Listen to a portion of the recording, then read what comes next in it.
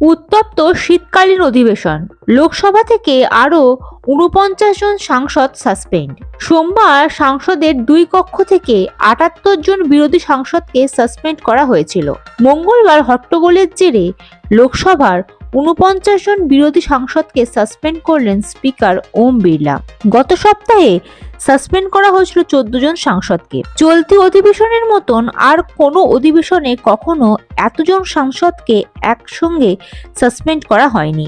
অনেকেই মনে করছেন মঙ্গলবার কার্যত বিরোধী শূন্য হয়ে গেল সংসদ।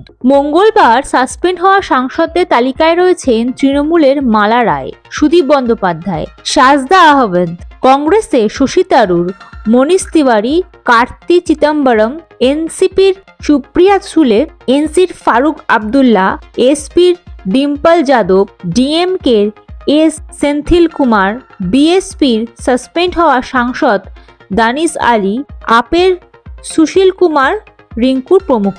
সংসদের ভেতরে অভব্য আচরণ, সাংসদের গরিমা নষ্ট এবং স্পিকারকে অবমাননার অভিযোগে এই সাংসদদের সাসপেন্ড করা হয়েছে বলে জানানো হয়েছে। সাসপেন্ড করার প্রস্তাবটি লোকসভায় পেশ করেন কেন্দ্রীয় মন্ত্রী অর্জুন রাম মেসওয়াল। সাংসদদের সাসপেন্ড করার প্রসঙ্গে সংসদ বিষয়ক মন্ত্রী প্রহ্লাদ যোশী বলেন, স্থির হয়েছিল যে সংসদে প্ল্যাকার্ড আনা যাবে না, কিন্তু নির্বাচনে হারার পর বিরোধীরা মরিয়া হয়ে এই ধরনের পদক্ষেপ করেছেন, তাই সাসপেন্ড করার প্রস্তাব আনছি। বিজেপিকে তোপ দেগে অধীর চৌধুরী সোমবার বলেন, বিজেপির সংখ্যাধিক্য রয়েছে, তাই দিয়ে সংসদে বেশি শক্তি দেখাচ্ছে।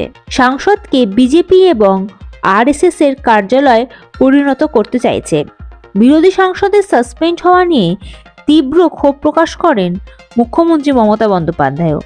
তৃণমূল সূত্রে জানা যায়, তিনি বলেন, যা ঘটছে তা হওয়া উচিত নয়। আমি ভাগ্যবান যে আমি সাংসদ নই এখন। এ তো দেখছি পুরো পার্লামেন্ট সাসপেন্ড হওয়ার মতো অবস্থা। স্বৈরতন্ত্র চলছে। গণতান্ত্রিক প্রক্রিয়া রক্ষা করা অত্যন্ত গুরুত্বপূর্ণ। মঙ্গলবার সকালেই সাংসদদের সাসপেন্ড করার প্রতিবাদে বিক্ষোভ দেখান বিরোধী সাংসদরা।